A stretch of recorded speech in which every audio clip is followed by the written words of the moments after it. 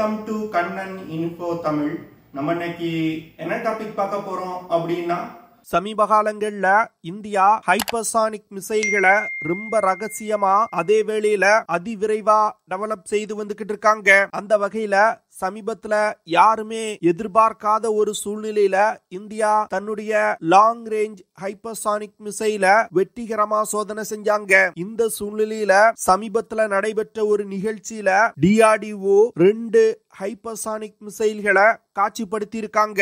இது நாள் வரைக்கும் எந்த ஊடகத்திலையும் DRDO தற்போது காட்சிப்படுத்தி இருக்க மிசைல்கள் குறித்து எந்த செய்தியும் வந்தது கிடையாது. இந்த சூழ்நிலையில ஒரே நேரத்துல 2 ஹைப்பர்சானிக் மிசைல்களை DRDO காட்சிப்படுத்தி இருப்பது மிகப்பெரிய பரபரப்பை ஏற்படுத்தி இருக்கு. அதுவும் குறிப்பா நமது எதிரி நாடுகளுக்கு மிகப்பெரிய அதிர்ச்சியை ஏற்படுத்தி இருக்கு. DRDO என்ன மாதிரியான ஹைப்பர்சானிக் மிசைல்களை காட்சிப்படுத்தி இருக்காங்க, இந்தியா ஹைப்பர்சானிக் மிசைல் தொழில்நுட்பத்துல எப்படி முன்னேறி வந்துகிட்டு இருக்காங்க, வரும் காலத்துல இந்திய முப்படைகள்ல ஹைப்பர்சானிக் மிசைல்கள் எப்படி இணைக்கப்பட உள்ளது, ஹைப்பர்சானிக் மிசைல்களோட முக்கியத்துவம் என்ன, இந்தியா ஹைப்பர்சானிக் டெக்னாலஜில எந்த இடத்துல இருக்காங்க அப்படிங்கிறது குறித்து நம்ம டீடைலா இந்த வீடியோல பார்க்கலாம். சமீப காலங்கள்ல விமானத்துல எப்படி 5th ஜெனரேஷன் ஃபைட்டர் ஜெட் விமானத்தை உருவாக்குறதுக்கு உலகின் பல நாடுகள் போட்டி போடுறாங்களோ, அதே போன்று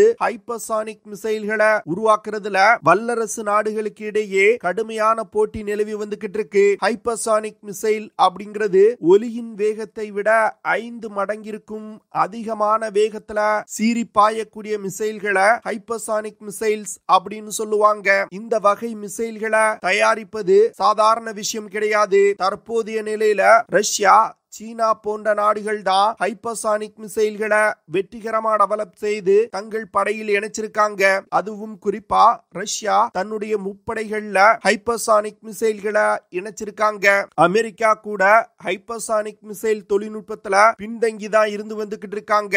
அமெரிக்கா நடத்திய பல ஹைப்பர்சானிக் மிசைல் சோதனைகள் தோல்வியில முடிவடைஞ்சிருக்கு. இந்தியா தவிர Japan, Australia, south Korea, Britain போன்ற நாடுகளும் ஹைப்பர்சானிக் மிசைல்களை டெவலப் செய்யறதுக்கு முயற்சி செய்து வந்துகிட்டு இருக்காங்க. இந்தியா பல வழிகள்ல ஹைப்பர்சானிக் மிசைல்களை டெவலப் செய்யறதுக்கு முயற்சி செஞ்சு வந்துகிட்டு இருக்காங்க. ரஷ்யாவுடன் இணைந்து பிரம்மோஸ் 2 ஹைப்பர்சானிக் மிசைல்களை டெவலப் செய்யறதுக்கு பேச்சுவார்த்தை நடத்தி வந்துகிட்டு இருக்காங்க. ஆனா தற்போது வரைக்கும் பிரம்மோஸ் 2 ஹைப்பர்சானிக் மிசைல் டெவலப்மெண்ட் குறித்து எந்த குறிப்பிடத்தக்க முன்னேற்றமும் ஏற்படல. என்ன பொறுத்தமட்டில் ரஷ்யா வேணுமென்றே ஹைப்பர்சானிக் டெக்னாலஜிய இந்தியாவுக்கு கொடுக்க கூடாது அப்படிங்கிறதுக்காக இந்த பேச்சுவார்த்தையை இழுத்து அடிப்பதா நான் நினைக்கிறேன். அது மட்டும் இல்லாம இந்தியா HSTDV அப்படிங்கிற ஹைப்பர்சானிக் டெக்னிக்கல் டெமான்ஸ்ட்ரேட்டர் வெஹிக்கிள்களை டெவலப் செய்து வந்துகிட்டு இருக்காங்க. இந்த HSTDV வெஹிக்கிள்களை இந்தியா பல முறை சோதனை செஞ்சு பார்த்திருக்காங்க. அதுல சமீபத்துல 120 நொடிகள் இந்த HSTDV வெஹிக்கிள்ல பயன்படுத்தக்கூடிய ஸ்கிராம்ஜெட் இன்ஜினை தரையில் வைத்து இயக்கி பார்த்திருக்காங்க. இதுதான் இந்தியா நடத்திய ஸ்கிராம்ஜெட் இன்ஜின் சோதனையிலே அதிக நேரம் செய்யப்பட்ட சோதனை. இந்த ஸ்கிராம்ஜெட் இன்ஜின்கள் இந்தியா டெவலப் செய்யும் நெக்ஸ்ட் ஜெனரேஷன் ஹைப்பர்சானிக் மிசைல்களை உருவாக்குறதுக்கு வரும் காலத்துல பயன்படுத்தப்படும். இந்த ஸ்கிராம்ஜெட் இன்ஜின் சோதனையில இந்தியா மிகவும் 2 முக்கியமான தொழில்நுட்பங்களை டெவலப் செஞ்சிருக்காங்க. ஒன்னு, ஸ்கிராம்ஜெட் இன்ஜின்ல பயன்படுத்துவதற்காக பிரத்யேகமா ஒரு எரிபொருளை DRDO டெவலப் செஞ்சிருக்காங்க. இரண்டாவதா, அதிக வெப்பத்தை தாங்கக்கூடிய தெர்மோபேரிக் கோட்டிங்க DRDO வெற்றிகரமா டெவலப் செஞ்சிருக்காங்க. இந்த 2 தொழில்நுட்பங்களும் ஹைப்பர்சானிக் மிசைல் டெவலப்மெண்ட்ல மிகவும் முக்கியமான தொழில்நுட்பமா பார்க்கப்படுது. இந்த சூழ்நிலையில தான் ஹைதராபாத்ல நடந்த ஒரு ஆயுத கண்காட்சியில DRDO 2 விதமான ஹைப்பர்சானிக் மிசைல்களை காட்சிப்படுத்தி இருக்காங்க. அதாவது DRDO இந்த ஆயுத கண்காட்சியில டாட்ரா பேஸ் டிரான்ஸ்போர்ட் எரக்டர் லான்ச்சர்ல ஒரு ஹைப்பர்சானிக் கிளைட் வெஹிக்கிள மவுண்ட் செய்து காட்சிப்படுத்தி இருக்காங்க.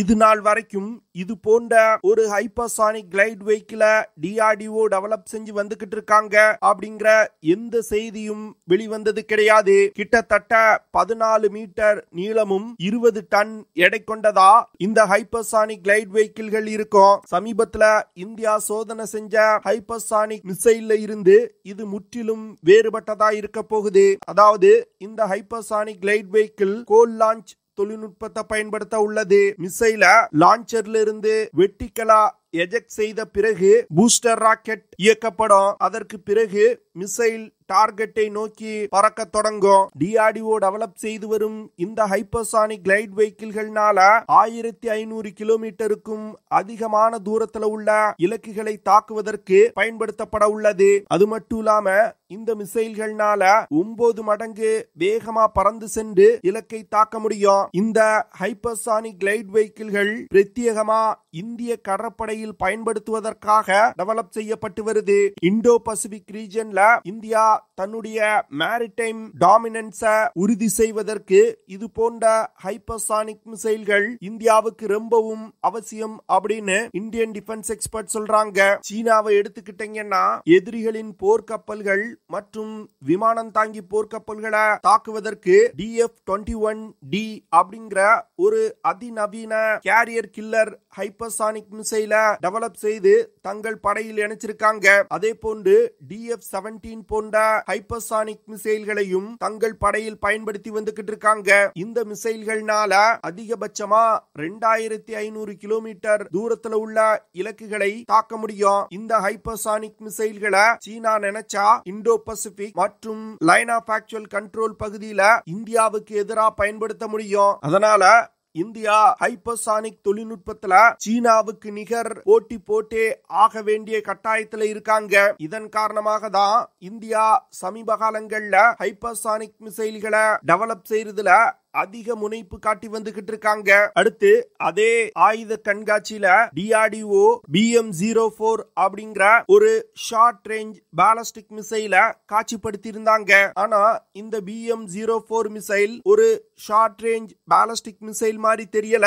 ஏன்னா இந்த மிசைல் ஹைப்பர்சானிக் மிசைல்களுக்கே உண்டான ஏரோடைனமிக்ஸ் கேப்பபிலிட்டி கொண்ட மிசைலா வடிவமைக்கப்பட்டிருக்கு. இந்த மிசைல்ல காமன் ஹைப்பர்சானிக் கிளைட் பாடி இணைக்கப்பட்டிருக்கு. இது போன்ற காமன் ஹைப்பர்சானிக் கிளைட் பாடி இணைக்கப்பட்ட மிசைல்கள் பிரத்யேகமா எதிரிகளோட ஆன்டி ஆக்சஸ் மற்றும் ஏரியா டினையல் கேப்பபிலிட்டியையும் மீறி ஹை வேல்யூ டார்கெட்டுகளை தாக்குவதற்கு பயன்படுத்தக்கூடிய மிசைல்கள். அது மட்டும் இல்லாம இந்த மிசைல் 2 ஸ்டேஜ் கொண்ட பூஸ்டர் ராக்கெட்டால் இயக்கப்பட உள்ளது. இது போன்ற 2 ஸ்டேஜ் கொண்ட பூஸ்டர் ராக்கெட்டுகள் பிரத்யேகமா ஹைப்பர்சானிக் வேகத்துல மிசைல்களை பறக்க வைப்பதற்கு பயன்படுத்தக்கூடிய தொழில்நுட்பம். அப்படி இருக்கும் பொழுது இந்த BM-04 மிசைல ஒரு ஷார்ட் ரேஞ்ச் பாலிஸ்டிக் மிசைல் அப்படின்னு DRDO காட்சிப்படுத்தி இருக்காங்க. அதாவது இந்த BM-04 மிசைல் DRDO-வால் டெவலப் செய்யப்பட்டு வரும் ஒரு ஹைப்பர்சானிக் மிசைல் அப்படிங்கிறது மட்டும் ரொம்ப தெளிவா தெரியுது. ஆனா இந்த மிசைலோட பேர் BM-04 அப்படின்னு இருக்குது.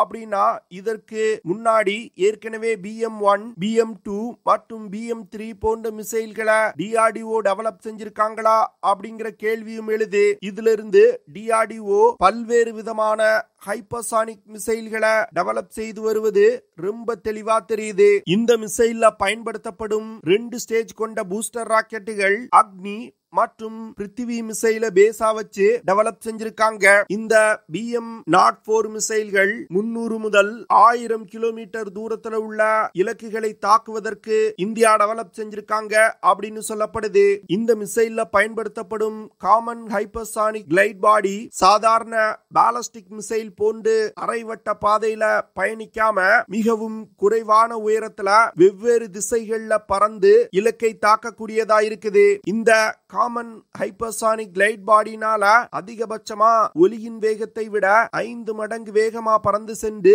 இலக்கை தாக்க முடியும். தற்போது DRDO காட்சிப்படுத்தியிருக்க இந்த 2 ஹைப்பர்சானிக் மிசைல்களும் ஆன்டி ஆக்சஸ் மற்றும் ஏரியா டினையல் கேப்பபிலிட்டி கொண்ட இடங்களை தாக்குவதற்கு பயன்படுத்தப்படும். இந்த ஆன்டி ஆக்சஸ் மற்றும் ஏரியா டினையல் கேப்பபிலிட்டியை கொண்டு வருவதற்கு பல லேயர்கள் கொண்ட ஏர் டிஃபென்ஸ் சிஸ்டங்கள் மற்றும் ரடார் நெட்வொர்க்ஸ் பயன்படுத்தப்படும். இந்த மல்டி லேயர் ஏர் டிஃபென்ஸ் சிஸ்டத்தை மீறி தாக்குதல் நடத்துவதற்கு இந்த BM-04 மிசைல்களை இந்தியா பயன்படுத்துவாங்க. தற்போது இந்தியா காட்சிப்படுத்தியிருக்க BM 04 common hypersonic glide body போன்ற மிசைல அமெரிக்கா ஏற்கனவே வெற்றிகரமா சோதனை செஞ்சிருக்காங்க. அதே போன்ற மிசைல தான் தற்போது இந்தியாவும் டெவலப் செஞ்சு வந்துகிட்டு இருக்காங்க. இது நாள் வரைக்கும் DRDO தன்னோட ஹைப்பர்சானிக் மிசைல் டெவலப்மெண்ட்ட ரொம்ப ரகசியமா வச்சிருந்தாங்க. சமீபத்துல இந்தியா நடத்திய லாங் ரேஞ்ச் ஹைப்பர்சானிக் மிசைல் சோதனைக்கு பிறகு இந்தியா தான் டெவலப் செய்து வரும் ஹைப்பர்சானிக் மிசைல்களை ஒவ்வொன்றா வெளிப்படுத்துறாங்க. இதுல இருந்து வரும் காலத்துல இந்தியா ஹைப்பர்சானிக் மிசைல்களை அதிக அளவுல இந்திய முப்படைகள்ல பயன்படுத்த போறது ரொம்ப தெளிவா தெரியுது. அதுவும் இந்தியா டெவலப் செய்து வரும் தன்னுடைய ராக்கெட் போர்ஸ் படையணியில ஹைப்பர்சானிக் மிசைல்களோட பயன்பாடு மிகப்பெரிய அளவுல இருக்கும் அப்படின்னு சொல்றாங்க. இந்தியாவின் ராக்கெட் போர்ஸ் படையணியில பிரம்மோஸ், பிரளய் போன்ற மிசைல்களை ஏற்கனவே இந்தியா இணைப்பதற்கு திட்டமிட்டிருக்காங்க. அந்த மிசைல்களோடு இந்தியா தற்போது டெவலப் செய்யும் ஹைப்பர்சானிக் மிசைல்களையும் இணைத்து பயன்படுத்துவதற்கு திட்டமிட்டிருக்காங்க.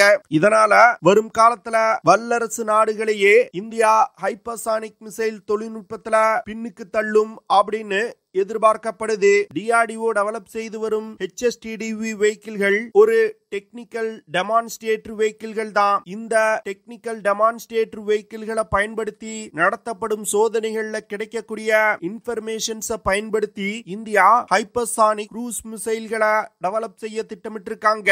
இதுல இருந்து இந்தியா ஹைப்பர்சானிக் தொழில்நுட்பத்தை பயன்படுத்தி இயங்கக்கூடிய அத்தனை விதமான மிசைல்களையும் டெவலப் செய்யறதுக்கு திட்டமிட்டிருக்காங்க. அதாவது இந்திய முப்படைகளையும் ஹைப்பர்சானிக் மிசைல்களை இணைத்து பயன்படுத்துவதற்கு இந்தியா திட்டமிட்டிருப்பது ரொம்ப தெளிவா தெரியுது. இந்த ஹைப்பர்சானிக் மிசைல்களை தற்போது இருக்கக்கூடிய எந்த ஒரு ஏர் டிஃபென்ஸ் சிஸ்டத்தாலும் தடுக்க முடியாது. அதனால இந்த மிசைலை பயன்படுத்தி ஏர் டிஃபென்ஸ் சிஸ்டங்களால் பாதுகாக்கப்பட்ட டார்கெட்டுகளை கூட மிக துல்லியமா தாக்க முடியும். என்ன பொறுத்தமட்டில் இந்தியா ஹைப்பர்சானிக் மிசைல் தொழில்நுட்பத்துல அதிவேகமா முன்னேறி வந்துகிட்டு இருக்காங்க அப்படின்னு நான் நினைக்கிறேன். நீங்க என்ன நினைக்கிறீங்க?